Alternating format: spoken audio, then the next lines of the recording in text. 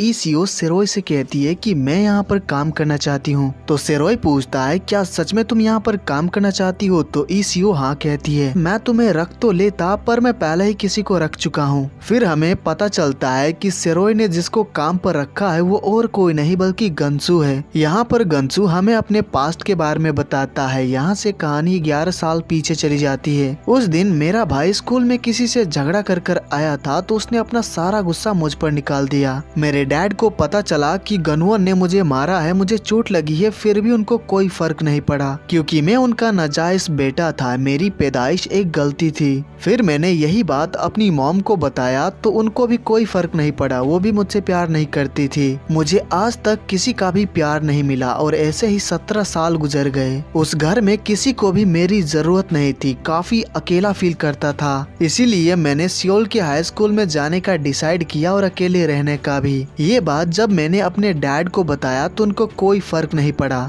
जब किसी को उम्मीद ही ना हो तो तकलीफ नहीं होती। मैंने सोचा कि यहाँ से निकलने के बाद मुझे कैद से आजादी मिल जाएगी और ऐसा ही हुआ। मैं बिना किसी के मदद के अपनी जिंदगी जी रहा हूँ। उस लड़के को देखकर लगा कि सही में मैं किसी बड़े से मिला हूँ। मेरी वजह से उसका इतना नुकसान हो गया, कोई इतना अच्छा कैसे हो सकता है। मैं उससे सिर्फ एक बार मिला था और वो काफी था, उसमें बड़े भाई वाली बात है। मेरी वजह से उनका नुकसान हुआ है तो मैं भरपाई करना चाहता हूँ। गनसू पब में इंटरव्यू देने के लिए आया होता है तो सेरोय उसे पूछता है कि तुम यहाँ पर काम क्यों करना चाहते हो? गनसू बताता है कि गुजारा करने के लिए। अब सेरोय को पार्ट टाइमर की जरूरत होती है तो वो उसको काम पर रख लेता है। सेरोय, ईसीओ और गनसू साथ में होते हैं, तभी वहाँ पर चोय और युन भी आ जाते हैं। उन दोनों को यहाँ पर देखकर वो दोनों शॉक्ड जाते हैं। चोय कहता है तुम दोनों यहाँ पर क्या कर रहे हो? सेरोय बताता है कि ये गनसू है और आज से ये हमारे साथ काम करने वाला है। ये सुनकर चोय को काफी गुस्सा आने लगता है।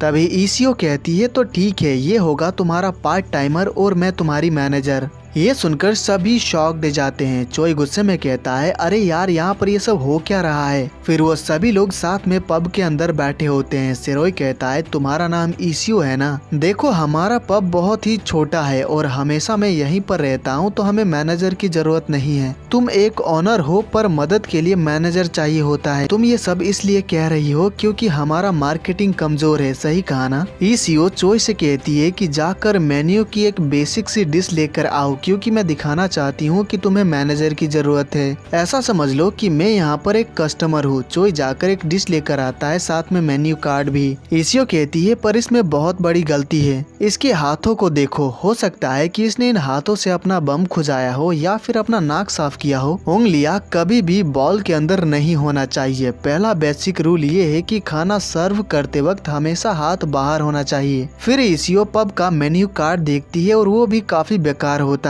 वो पूछती है कि यहाँ का स्पेशलिटी क्या है? हमारा कोई स्पेशलिटी नहीं है लेकिन हम हर चीज दिल से बनाते हैं, चाहे वो जो भी हो। ये सब बहुत ही कॉम्प्लिकेटेड है, समझ ही नहीं आता है कि क्या ऑर्डर करे। डेकोरेशन में कोई थीम तो है नहीं, ऊपर से हर जगह इतना ज्यादा ब्राइट है। पब में इस तरह के लाइट्स कौन यूज करता है? जाओ मेरे लिए कुछ अच्छा सा बना कर लेकर आओ। कुछ देर में यून उसके लिए एक डिश बना कर लाती है। ईसीओ खाने का फोटो खींचती है और कहती है कितना बेकार लग रहा है, खाने का तो मन ही नहीं करेगा। डिश की प्रेजेंटेशन अच्छा होना बहुत जरूरी होता है। अगर मैं पड़ोस में रह रही होती तो भी ना आती, लोग इसके लिए इतनी दूर क्यों आएंगे? और तो और खाने का टेस्ट भी बेकार है। ये सब सुनने के बाद सेरोय को एहसास हो जाता है कि उसको सच में एक मैनेजर की जरूरत है। वो ईसीओ से कहता है तुमने सही कहा, हमें तुम्हारी जरूरत है, लेकिन फिलहाल मैं सिर्फ 3 लोगों को ही रख सकता हूँ और मेरा बजट इससे ज्यादा अलाउ नहीं करता है। मैं मानता हूँ कि तुम्हारे पास बहुत ज्यादा एक्सपीरियंस है, लेकिन मैं अभी एक और स्टाफ मेंबर नहीं बढ़ा पाऊंगा और वैसे भी तुम्हें अफोर्ड करना बहुत मुश्किल है। अगर तुम्हें पता है कि तुम्हें मेरी जरूरत है तो बहुत ही सिंपल है ना, इनमें से किसी को निकाल दो। तुम चाहती हो कि तुम्हें रखने के लिए मैं इनमें से किसी को निकाल दूं तो मुझसे ऐसा नहीं होगा। मुझे एक बात बताओ कि तुम आखिर इसी पब में काम क्यों करना चाहती हो? क्योंकि मेरा दिल कहता है कि मुझे ये चैलेंज लेना चाहिए और दिमाग भी यही कहता है। ये सुनने के बाद सेरोय थोड़ा सोचता है और ये बात अनाउंस कर देता है कि आज वो और अभी से ईसीओ दानबाम पब की मैनेजर है। ये सुनकर ईसीओ काफी ज्यादा खुश हो जाती है, वहीं दूसरे लोग शॉक्ड।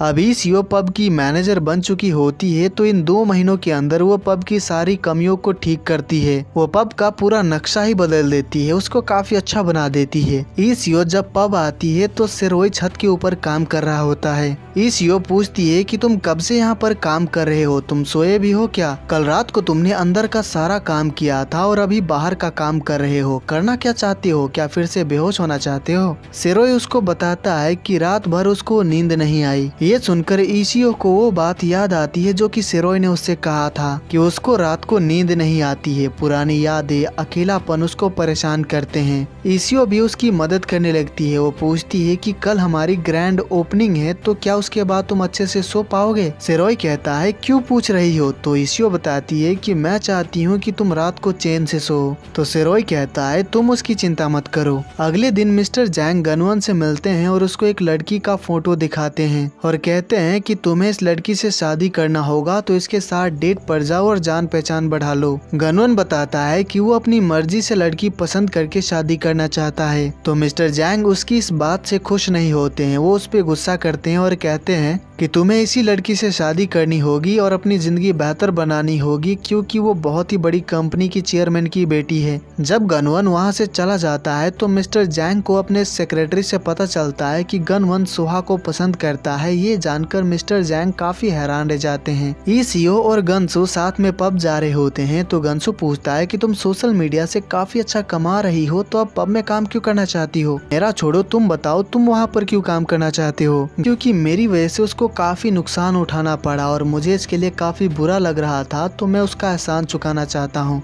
ये सुनकर ईसीओ कहती है तुम्हें कोई आइडिया नहीं है कि तुम्हारे भाई की वजह से उसको क्या क्या सहना पड़ा है, क्या तुम्हें कोई सीक्रेट पता है? तो ईसीओ कहती है चलो छोड़ो भी, ये तुम नहीं जानो तो ही बेहतर है। जब वो दोनों पब पहुँच जाते हैं तो सिरोही कहता है चलो अब सब लोग आ चुके हैं तो हम लोग अपना काम शुरू करते हैं, पर उससे पहले मुझे कुछ कहना है। ईसीओ अपना हाथ आगे करती है और कहती है मेरे हाथ के ऊपर अपना हाथ रखो टीम मोटिवेशन के लिए। फिर सभी लोग एक एक करके उसके हाथ के ऊपर अपना हाथ रखते हैं। ईसीओ कहती है तुम सभी का बहुत बहुत शुक्रिया। एक 20 साल की लड़की का सुनना इतना भी आसान नहीं है, पर इसके बावजूद भी तुम सब ने मेरी बात मानी। मेरा यकीन करो हमारी मेहनत का फल हमें मिलेगा और अब तो हम लोग इटेवॉन पर राज करेंगे। ईसीओ अपने सोशल मीडिया पर दानबाम पब को लेकर पोस्ट डाल देती है कि आज इसका ग्रैंड ओपनिंग है, जिसकी वजह से वहाँ पर बहुत सारे कस्टमर आते हैं, वहाँ पर भीड़ जमा हो जाती है। सिरोही के पब के बाहर इतना ज्यादा भीड़ देखकर सोहा काफी हैरान रह जाती है। रात को काम के बाद जब सभी लोग बैठे होते हैं तो सिरोही सबको बताता है कि आज उनका 32 लाख वॉन की कमाई हुई है। ये सुनकर चोई शॉक दे जाता है क्योंकि यहाँ पर मुश्किल से कस्टमर आते थे। पर ज्यादा खुश मत हो, इस तरह की भीड़ सोशल मीडिया से सिर्फ एक बार ही आती है। हमें कुछ ऐसा करना होगा जिसकी वजह से कस्टमर बार बार आए।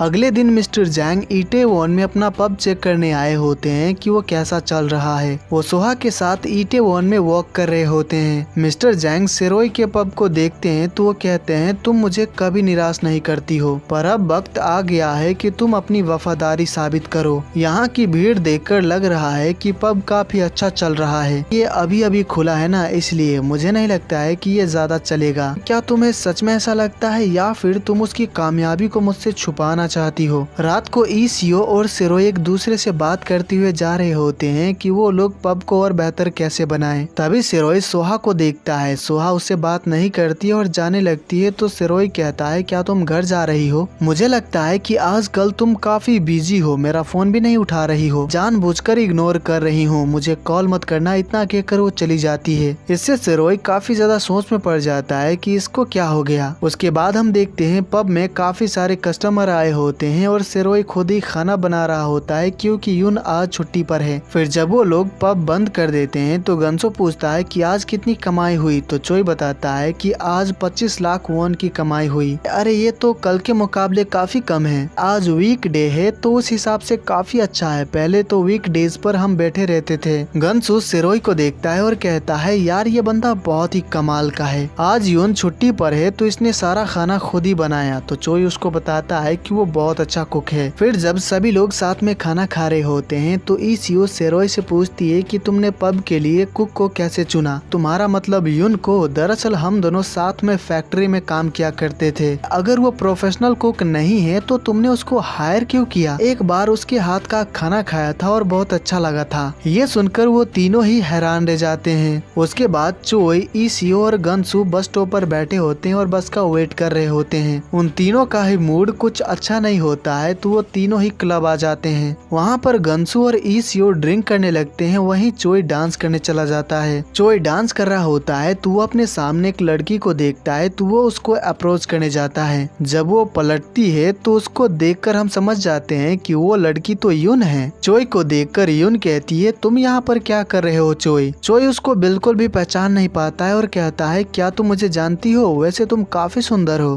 पर ठीक से देखने के बाद वो समझ जाता है कि ये तो युन है, जिससे वो शॉक्ड रह जाता है। ईसीओ और गनसू भी उसको देखते हैं और वो दोनों भी शॉक्ड रह जाते हैं। फिर वो चारों बैठकर बात करने लगते हैं। युन उनको बताती है कि वो एक ट्रांसजेंडर है। तो चोई कहता है तुमने ये बात हमसे छुपाई क्यों? युन कहती है मैंने तो कुछ भी नहीं छुपाया। क्या ये बात बॉस को पता है? तो युन बताती है कि हाँ वो जानता है। गनसू से पूछता है क्या तुमने अपनी सर्जरी करवा ली है? तो युन बताती है कि उसने अभी नहीं करवाया है, वो अभी उसके लिए पैसे जमा कर रही है। वो तीनों युन के साथ अनकंफर्टेबल फील कर रहे होते हैं, जो कि युन समझ जाती है तो वो वहाँ से चली जाती है। उसके अगले दिन पब के अंदर कई कस्टमर की कंप्लेन आती है कि खाने में बाल मिले हैं तो खाना काफी फीका है और भी कई सारे कंप्लेन। तो ईसीओ गुस्से में युन के पास आती है और कहती है आखिर चल क्या रहा है यहाँ पर? मैं एक ही चीज कहते कहते थक चुकी हूँ तुम्हें। क्या खाना सर्व करने से पहले तुम उसको चखती नहीं हो क्या? बस जैसे तैसे काम निपटा लो, सैलरी लो और फिर टाटा बाय बाय। बहुत ही सिंपल है ना तुम्हारे लिए। अगर तुम सेल्फिश नहीं होती तो पब के बारे में सोचती और नौकरी छोड़ देती। जब खाना बनाना आता ही नहीं है तो तुम यहाँ पर काम क्यों करती हो? तभी वहाँ पर सेरोय आता है और पूछता है यहाँ पर आखिर चल क्या रहा है? ईसीओ उससे कुछ नहीं कहती और वहाँ से चली जाती है।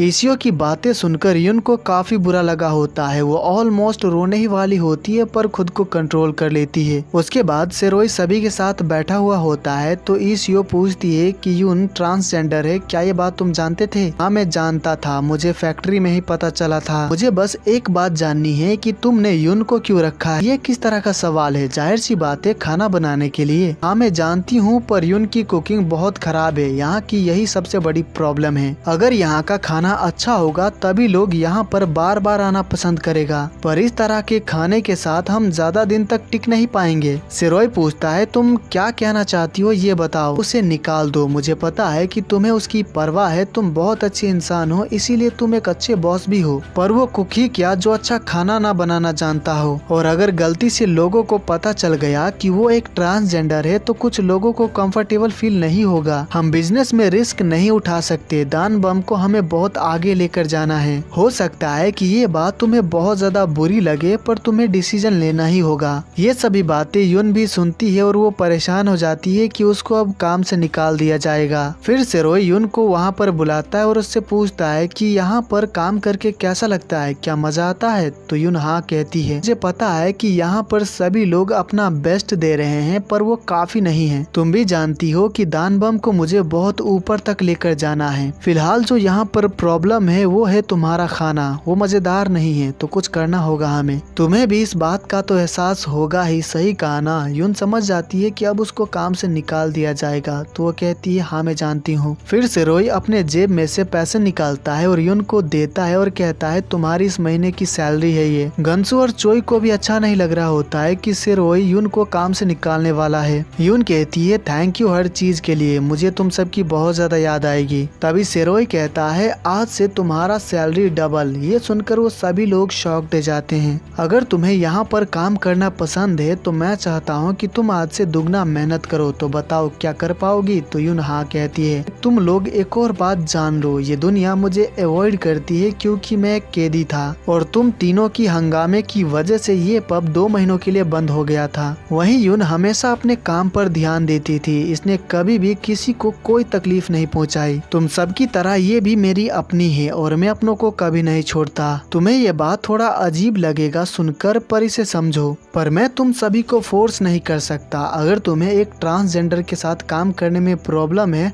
तो मुझे अभी बता दो प्लीज। ये जो भी बुरी है इससे कोई फर्क नहीं पड़ता। सेरोई की बातें सुनने के बाद ईसीओ कहती है अब मैं क्या ही कह सकती हूँ, मुझे इससे कोई प्रॉब्लम नहीं है। अगले दिन जब ईसीओ पब जा रही होती है तो रास्ते में उसको उसके कुछ क्लासमेट मिल जाते हैं। उसमें से एक वही लड़की होती है जिसका वीडियो ईसीओ ने अपने सोशल मीडिया पर अपलोड किया था जब वो स्कूल में बुली कर रही थी। यहाँ पर ईसीओ को पता चलता है कि पब के बारे में पुलिस में कंप्लेंट उसी लड़की ने किया था। ये जानने के बाद ईसीओ समझ जाती है कि उस दिन सोहा ने झूठ कहा था, उसने कंप्लेन नहीं किया था। ये जानने के बाद ईसीओ बहुत ज्यादा गुस्सा हो जाती है और वो उन तीनों लड़कियों को बहुत ज्यादा मारती है। हमें उस दिन का सीन दिखाया जाता है जब सोहा ने पुलिस को कॉल किया था पर उसने फोन काट दिया था। उसी वक्त वहाँ पर ईसीओ की क्लासमेट आई थी और उसने ईसीओ को पब के अंदर देख लिया था, तो उससे बदला लेने के लिए उसने पुलिस में फोन करके पब को लेकर कंप्लेन कर दिया था और ये सब कुछ सोहा ने देखा था। रात को ईसीओ पब के छत के ऊपर होती है तो वहाँ पर सेरोई आता है और उससे पूछता है कि परेशान लग रही हो तुम, क्या ये यून की वजह से है? तुम दोस्ती के लिए नुकसान भी सह सकते हो ना, जो लोग ऐसा करते हैं उन्हें लोग लल्लू कहते हैं। मैं तुम्हारी फीलिंग्स समझती हूँ इसीलिए मैं कुछ नहीं करूँगी, पर मेरी सोच नहीं बदली है। फिर तो अच्छा है, अपनी सोच को मत बदलो, बस तुम्हें यून की कुकिंग को बेहतर बनाना है। अगले दिन से ईसीओ यून का बनाया हुआ खाना टेस्ट करती है और उसको बताती रहती है कि खाने में क्या क्या कमी है, उसको क्या क्या सुधारना चाहिए।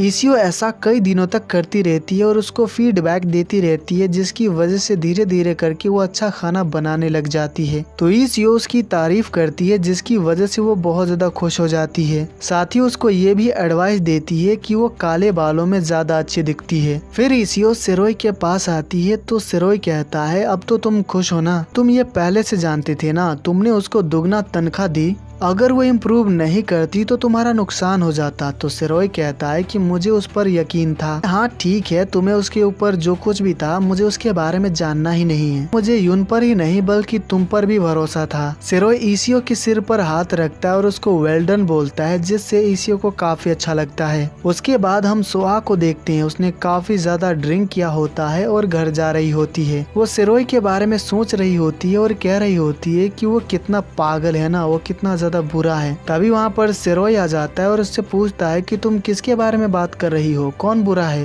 दरअसल सेरोई सभी के साथ टीम डिनर पर जा रहा था कि मैं तुम्हारे बारे में बात कर रही थी, तुम मुझे बुरा समझते हो ना? क्या बात है, क्या कुछ हुआ है? तुम सच क्यों नहीं बोल देते कि मैं कितनी ज्यादा बुरी हूँ, मैंने तुम्हारे साथ कितना गलत किया है ना? सेरोई उन सभी से कहता है कि तुम लोग चलो मैं आता हूँ। वो लोग चले जाते हैं पर ईसीओ वहीं पर रुकती है। सोहा कहती है मैं तुम्हें कब से इग्नोर कर रही थी, अच्छा हुआ मुझे मिल गए क्योंकि मुझे तुमसे कुछ पूछना है। क्या वजह है जो कि तुम्हारा बिजनेस इतना अच्छा चल रहा है, क्या मुझे भी नहीं बताओगे? हम दोस्त है ना। सेरोई ईसीओ की तरफ देखता है और कहता है क्योंकि हमें एक बहुत ही अच्छी मैनेजर मिल गई है। तुमने काफी ज्यादा ड्रिंक कर लिया है, चलो मैं तुम्हें घर तक छोड़ देता हूँ, मुझे नहीं जाना। वैसे क्या तुम्हें पता है कि मुझे तुम्हारे लिए बिल्कुल भी बुरा नहीं लगता है? जानते हो क्यों? क्योंकि मेरी लाइफ में मैं ही खुद की प्रायोरिटी हूँ, मैं सिर्फ अपने बारे में सोचती हूँ। तुम्हें लगता है कि ये गलत है, सही कहा ना, हर कोई अपने बारे में सोचता है। बकवास मत करो। तुम्हें पता है मुझे बहुत ज्यादा गुस्सा आता है जब तुम्हें मुझसे ज्यादा पता होता है। तुम जेल में थे और स्कूल भी पूरा नहीं किया, इसीलिए तुम्हारे सामने मैं छोटा फील करती हूँ। तुम इतनी ज्यादा परेशान क्यों हो? तुम ज्यादा मत सोचो, तुमने जो भी किया मुझे उससे कोई शिकायत नहीं है क्योंकि तुम्हें अपने लाइफ के डिसीजन लेने का पूरा हक है, कुछ भी गलत नहीं किया है तुमने। प्लीज तुम इतने अच्छे मत बनो। यहाँ पर सुहा सेरोई को किस करने वाली होती है। सेरोई अपनी आंखें बंद कर लेता है पर यह सब देखकर ईसीओ को बिल्कुल भी अच्छा नहीं लगता है तो वो ऐसा होने से रोक देती है।